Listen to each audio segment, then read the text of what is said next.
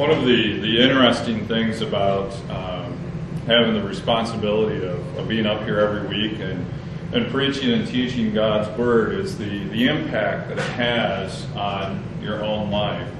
And over the last several months, as I thought about when the time would come that we would have this series, teaching series on forgiveness, it really triggered a time of very careful self-reflection and prayer and that sort of thing. And a large part of it was, seeking from God if there was anybody that, number one, that I hadn't forgiven that I needed to. More relevant today is number two, if there was anybody that I needed to seek forgiveness from that I hadn't done so yet. And as that kind of came about and developed over the last several months, it led to a handful of difficult, challenging times of reflection and conversation and discussion. Some with some friends, some with previous people that I've worked with or worked for, some difficult discussions with my wife, and that sort of thing. But the real point in that is, for all of us, as hard as it is to forgive somebody that's wronged us, it can be perhaps even harder when we've wronged somebody to go to them and ask for forgiveness. When it's time to do so, asking for forgiveness is very, very hard. It's very difficult. And I think part of the reason for that is because it's acknowledging that we've done something wrong is the first step of that. But this morning we're going to take a look at a biblical example of this time of coming to ask for forgiveness, to seek forgiveness from somebody that we've wronged.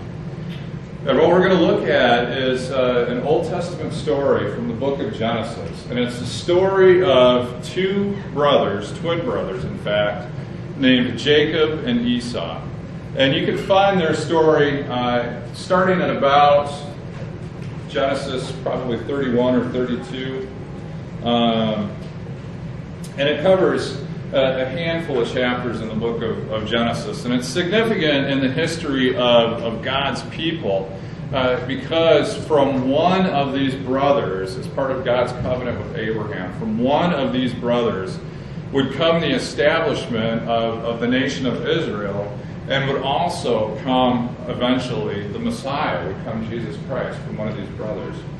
So these twin brothers, Jacob and Esau, as they were born, Esau was the older brother by a short little bit, and Jacob the younger. But they were two very different boys, two very different men. As they grew into men, Esau was kind of a rough and rugged outdoorsy guy.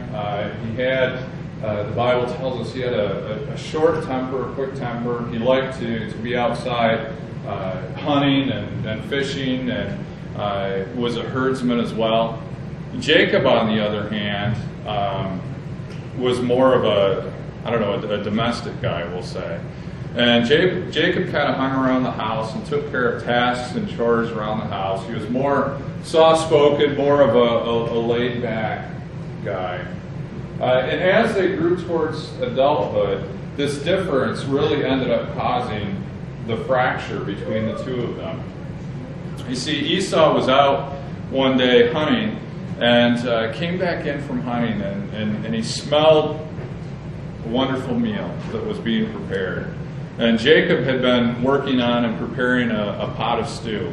And Esau came in, and he was hungry from his day out in the woods. He was starving. He desperately wanted something to eat. And so Esau comes in and says to his brother Jacob, he says, "Jacob, give me a bowl of stew. I'm starving. Give me a bowl of stew." And Jacob says, "No, I'm not going to give you a bowl of stew." And Esau, being starving, wanting to consume whatever he could as quick as he could, ended up negotiating with Jacob and giving up his birthright for a bowl of stew.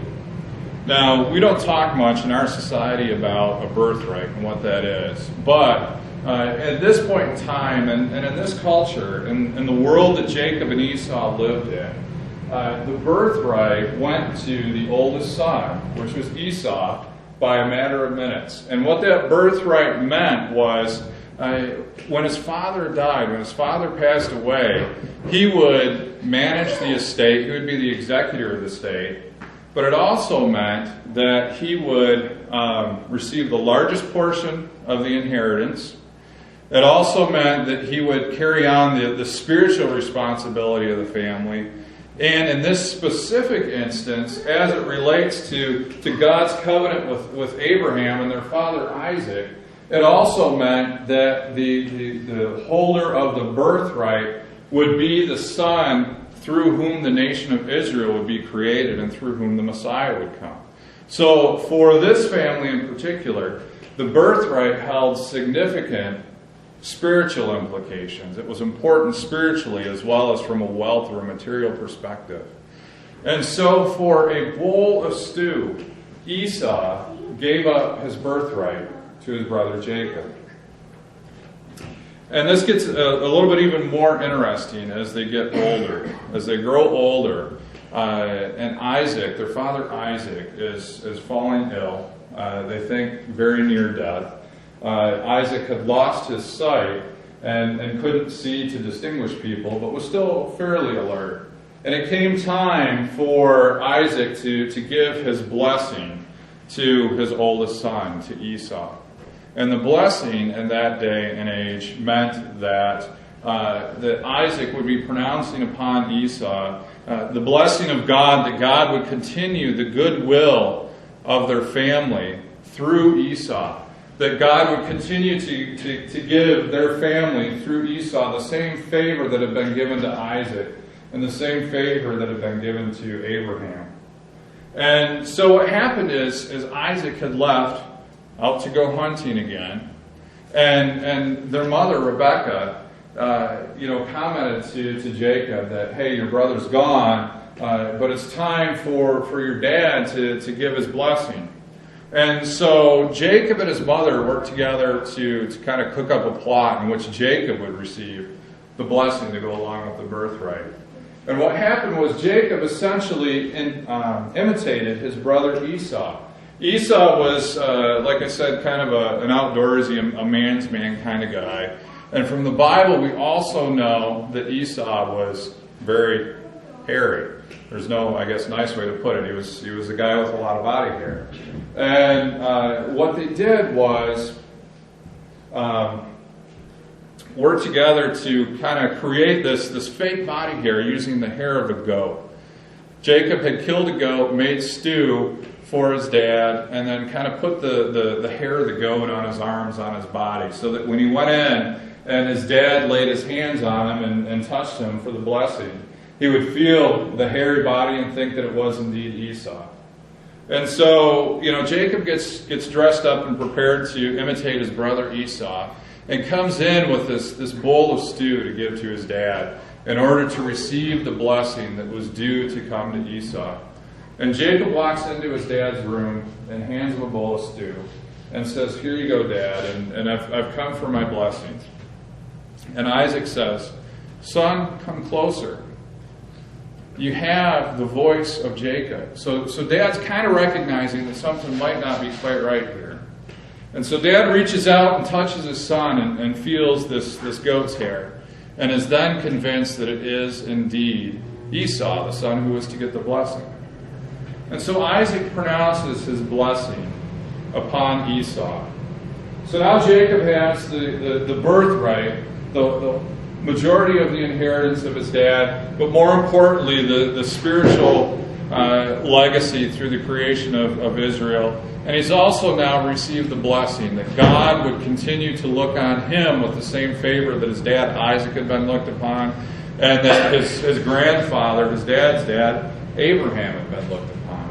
So Jacob had, through this, pretty significantly wronged his brother through the stealing, we'll say, of the blessing, through deceiving his dad in order to get the blessing. Esau recognized that he kind of screwed up with giving away the birthright, but was surely looking forward to receiving the blessing, receiving God's good favor to continue through him. And Jacob had deceived both him and his father in order to get that blessing, to receive that blessing. And so what happens is Esau comes home and walks in the room with a bowl of the wild game that he had hunted that day to give to his dad. And says, "Dad, I'm here. Here's your food." And they're talking, and he says, "Okay, Dad, you talked about you were going to give me your blessing." And Isaac says, "But you were already here." And Esau says, "No, Dad, I wasn't." And so the two of them began to figure out that it was Jacob that had been there. That Isaac, their dad Isaac, had been deceived, and Jacob had stolen his blessing. And Esau says, "But Dad, don't you have any blessing for me?" And Isaac says, "Son, that's not the way that it works. I've already given my blessing to Jacob. He has it. I can't go ahead and give you the same blessing. I can't do that. That's not the way that it works." So Esau is understandably upset. This significant thing that he had been looking forward to for probably most of his life had been taken away from him. And Esau then, understandably, gets angry and says, "As soon as my father's gone, as soon as I'm done mourning my father, I'm going to find Jacob and I'm going to kill him." We've probably all ourselves have experienced situations where we've been so angry that we just wanted to get our hands on the person that wronged us and make sure and see that justice was done ourselves. And that's exactly how Esau was feeling. So as this plays out, Jacob learns that Esau is angry with him and wants to kill him. And so Jacob leaves. Jacob flees. He runs off several hundred miles away to the land of his uncle Laban. And Jacob settles down there and lives on the land of his uncle Laban. Gets married twice, as a matter of fact. Works his uncle's farm and that sort of thing. And after Jacob has been there about 20 years, God directs Jacob and says, "You know what? It's time you go home. It's time you go home. Return to your family and really see what awaits you." And so Jacob gets ready and makes preparations to return home. And as he's leaving, he's become a very wealthy man by that point. He has wives and maidservants and manservants and a tremendous amount of livestock and a lot of material goods. So he makes preparation, and he packs up all of his family and all of his servants and gets his livestock ready and starts the journey back towards home. And as he approaches home, he starts thinking about his brother Esau. He starts thinking about what is going to happen when I see my brother. What's going to happen when I have to face this man who I've wronged? Is he still angry with me? Is he still looking to kill me? What's going to happen? So as Jacob thought about this, he decided to send some of his men ahead and go ahead and kind of anonymously find out what frame of mind Esau was in. And so they do that, and they kind of catch up with some of Esau's men. And I envision this playing out as I read it in the Bible. I kind of envision these guys sitting down in a small restaurant or bar or whatever, and they're talking to some of the local folks, and then they overhear a conversation from Esau's men. But through this, they find out that Esau knows that Jacob is coming, and Esau is headed in the direction of Jacob with over 400 men. So Jacob's servants return to him and say, "Master, we found out that Esau is headed this way with over 400 men." Jacob panics. Jacob begins to think that he's going to face a certain destruction. For sure, he, his entire family, and everything he owns will be destroyed by his brother who seemingly is still angry. So Jacob decides to split his family, his servants, his livestock in two, so that he wouldn't be entirely destroyed when his brother got there. And so with that mindset, we start to think about our own situations, our own life, where perhaps maybe we need to seek forgiveness from somebody. We start to think about that, and maybe you're already thinking about a situation where perhaps you've wronged somebody, or perhaps you've done something wrong, maybe even years ago, and you haven't made it right with that person. And we start to think about how much like Jacob are we? How much do we let those things go? How much do we let those situations go and not seek forgiveness because perhaps it seems easier? Or because perhaps circumstances have kept us separate and allowed us to not think about those. But for some reason now it's in the forefront of our mind. And from that, and as we look at that from a biblical perspective and think about that from a biblical perspective, we begin to think, maybe we're slow to seek forgiveness because we're afraid that we will get what we deserve. Last week we talked about the fact that nobody deserves forgiveness. Instead of forgiveness, we deserve punishment. But as we look at this, maybe when we're the ones seeking forgiveness, maybe we're slow to seek out that forgiveness because we're afraid when we communicate, when we talk with that person that we've wronged, rather than getting forgiveness, we are indeed going to get what we deserve. In this case, Jacob was afraid to go and meet his brother because he thought he was going to get exactly what he deserved. He thought he was going to get some sort of physical punishment from his brother, which is probably what he deserved, rather than forgiveness. He was afraid to go and seek that. Sometimes, many times in fact, it really requires God to compel us, to bump us along into action, so that we do step forward to seek forgiveness. Left on our own, we look at, okay, if I go talk with this person, then I might get what I deserve. If I don't, well, yeah, it'll still bother me, but I can live with that. And left on our own, we'll stay in that area of comfort where we don't have to go and face that person that we've wronged. And many times, though, God will nudge us into action so that we do actually go and seek out that forgiveness. Sometimes He does it directly, like He did with Jacob, and telling Jacob that it was time to go home, to head for home. And sometimes God will do it as we're reading and studying His Word. Kind of like I talked about at the beginning, where as I was beginning to think about this series on forgiveness and looking at what God's Word said about it, it caused me to consider different relationships and different situations where I too needed to seek forgiveness from people. And sometimes, God will do that through teaching that we hear, through hearing God's Word taught and explained. Maybe kind of like we're doing this morning. Maybe for somebody here today, you'll be bumped into seeking forgiveness just from hearing this message this morning. But let's take a look at what happens with Jacob and Esau as they finally come together and meet. And that story, that portion of the account is found in Genesis 33, chapter 33, verses 1 through 11. And it says, Jacob looked up, and there was Esau, coming with his 400 men. So he divided the children among Leah, Rachel, and the two maidservants.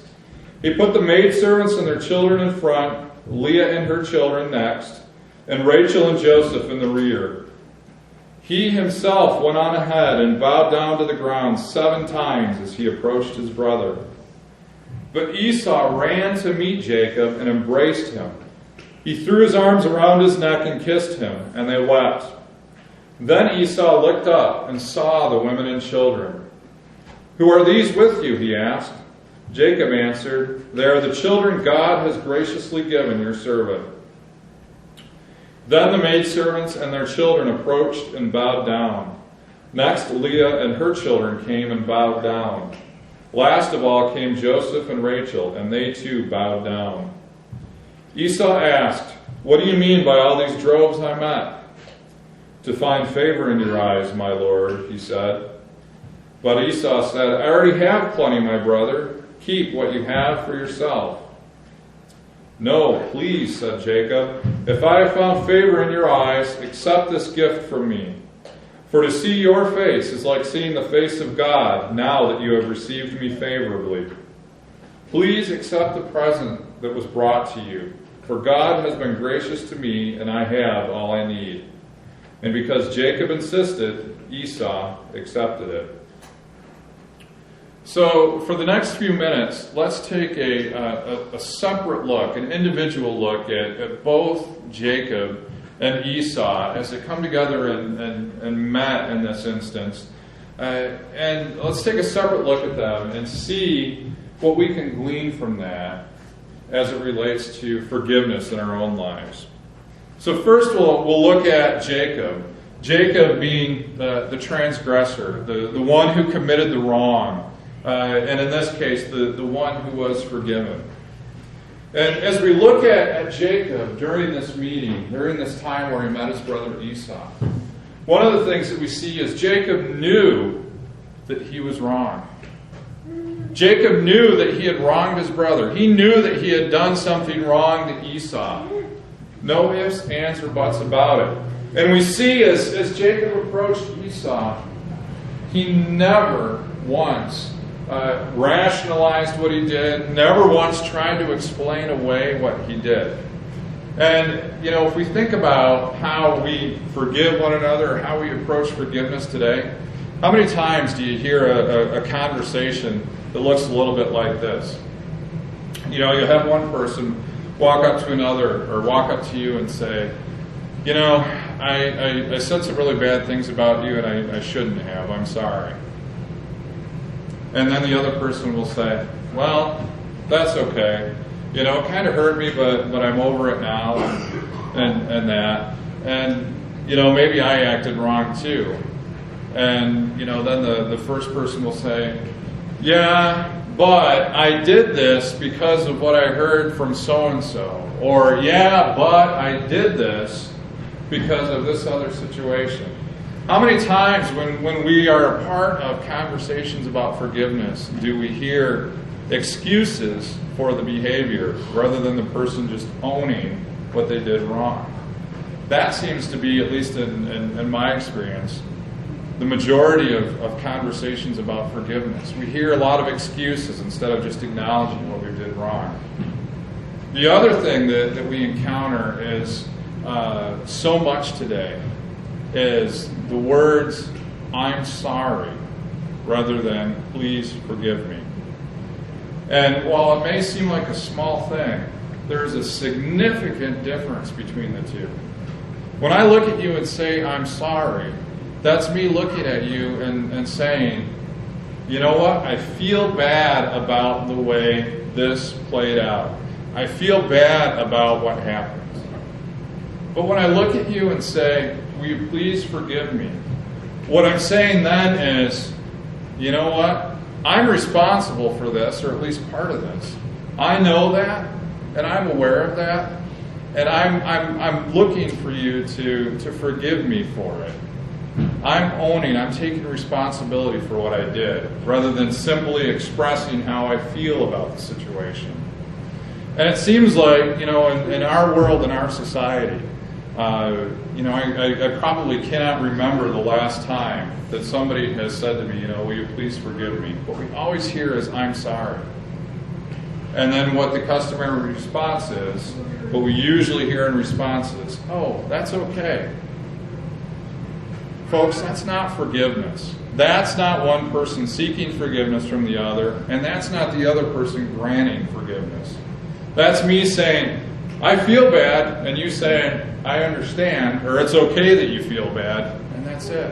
That's not forgiveness.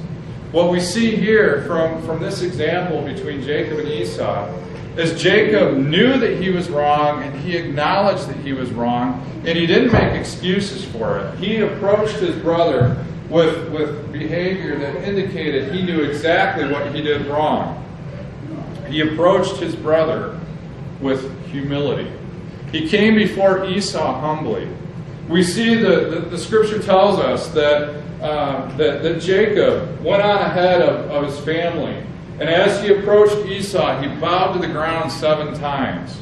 Now, in 2013, that would be a little weird if somebody did that. But what that was a sign of humility. That was how customarily you would come before a king. Is humbling yourself by bowing to the ground 7 times as you approach that person.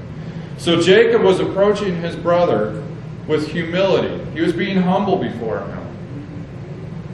Jacob also, through his humility, sent his brother gifts, as was kind of a custom in that day and age. He sent gifts ahead of his family of livestock, choice livestock of many kinds. And in doing so, he was acknowledging that I did wrong, brother Esau, and I understand that, and I'm humbling myself before you. You are greater than me, you are more important than me, Esau, because I've wronged you. That's what Jacob was saying. That's how we too should approach people when we're seeking forgiveness. With accountability and understanding for what we've done, and with the spirit of humility. And as this meeting occurred, we also see that Jacob maintained his humility. As he met with Esau, and kind of as the rest of the story plays out, which we'll talk about in a few minutes, Jacob maintained his humility. He did not assume that all was well with their relationship again. He didn't assume that everything was back to normal now that he was forgiven. He still understood that he had wronged his brother, and though that he had received forgiveness for his brother, they still weren't close twins. They still weren't close brothers that had spent the last 20 years working and living side by side. Well, let's take a look for a few minutes at Esau, the forgiver in this case. Esau, we see from his story that first off, he took action. He moved to seek forgiveness. When he kind of found out that his brother Jacob was coming in his direction, he too moved towards his brother. He didn't sit at home and say, well, yeah, my brother did something really bad to me, and I guess I'll forgive him if he ever shows up and knocks on my door and comes and sees me and talks to me about it. But I'm not going to go out of my way to see him. And that's kind of an attitude that I don't know about you, but I hear a lot of in this day and age. If one person has wronged another, the person that's been wronged says, you know what, I'm done with that person. I guess if they come to me and they want to admit they've done something wrong, then I guess maybe I'll forgive them, but I'm not going to go out of my way to see them. In fact, if I see them in the grocery store, I might turn around and go down another aisle because I don't want to talk to them. I don't have any interest in having a conversation with that person. But Esau, the example that he set, is that he took action. He knew his brother was coming, and he wanted that relationship restored. So he went towards his brother so that he could forgive him, so that he could grant his forgiveness. And as they met, Esau met Jacob with forgiveness. He didn't withhold it. He didn't wait until Jacob came to him and said, brother, I've done this terrible thing, and here's what I was thinking, and this is why I did it, and can you please forgive me? Pretty please. Esau met Jacob with forgiveness. The words, the biblical account of this says that Esau ran to meet Jacob and gave him a hug. He embraced him right away. He greeted him with forgiveness. He didn't wait to see how the conversation played out before he decided to forgive his brother. He didn't wait to see if he felt like that Jacob had suffered enough for what he did wrong. He didn't wait to see if Jacob, was going to grovel enough, or if he thought, that Jacob was coming with the right attitude. Esau simply came and granted him forgiveness. And the last takeaway that we get from Esau, and this is a pretty significant one. Esau, as he forgave his brother, he didn't sit there and dredge up the old situation. He didn't rehash it with Jacob. He just simply gave his forgiveness. How many times when somebody has wronged us and they come to us seeking forgiveness, how many times do we want to sit and rehash the situation with them and go over the situation with them, try to understand why they did what they did? Or how many times do we sit down with them and want that person, as they're seeking our forgiveness, do we sit there and we want them to know exactly how we felt when they wronged us? Probably most of us have done that at least one time in our life, and probably more. When somebody comes to us after they've hurt us significantly, and they're seeking our forgiveness, we have this terrible tendency to make sure that person understands exactly how bad they made us feel. That's not the biblical model of forgiveness. That's not what we see between Jacob and Esau. That's not what we see between so many other biblical accounts of forgiveness. And that's not what we experience in our own forgiveness from God. Esau simply forgave his brother. God simply forgives us. We, when somebody comes seeking forgiveness, should just simply forgive them. We don't need to relive the experience, and we don't need to let the person know how badly they hurt us. So, kind of the rest of the story of Jacob and Esau is a little bit significant as well, too. They have this meeting along the road where they've reconciled to a degree their relationship, and Jacob has sought Esau's forgiveness, and Esau has granted his forgiveness. And what they did after that is kind of very telling. Rather than Jacob returning back to the land of his father and continuing farming there, Jacob just simply goes and kind of veers off and just goes to a nearby town. Jacob understood and Esau understood, and from this we can understand too that when we forgive somebody, many times it does not mean that the relationship goes back to just the way that it was. What it means is we're no longer holding that person accountable for what they did. It doesn't mean that person is restored back to their former place in our life. In this case, it doesn't mean that Jacob and Esau would go back to living side by side and working side by side and that sort of thing. Yes, they lived near one another, a few miles away.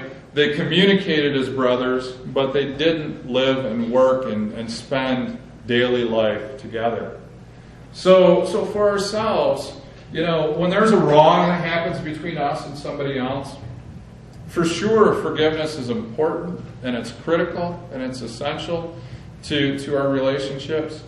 But again, it doesn't mean that person is back in our life, or we're back in that other person's life exactly as we were before. What it simply means is that debt has been canceled. That debt's been canceled. So when we think about forgiveness, and we think about this story, this real experience between Jacob and Esau, who do you suppose had it harder? Who do you suppose had it more difficult? Do you think Jacob had it more difficult, or Esau? Do you think in this case or in any case, is it harder to seek forgiveness or harder to grant forgiveness? It probably depends a little bit. But what it really comes down to is forgiveness on either side. It isn't easy, but it is necessary. remember when we started this off, and really what this all comes down to is God's Word tells us that how we forgive others will be and set the standard for how God forgives us. If we're unwilling to forgive people, then God's not going to forgive us. If we take and understand these lessons that we've been looking at for the last 3 weeks about forgiveness, if we take and understand those and put those to work in our life and forgive according to the way that God would have us forgive, then our forgiveness from God is complete. It's important for our relationships with one another, but it's most important for our relationship with God to understand this and to get it right.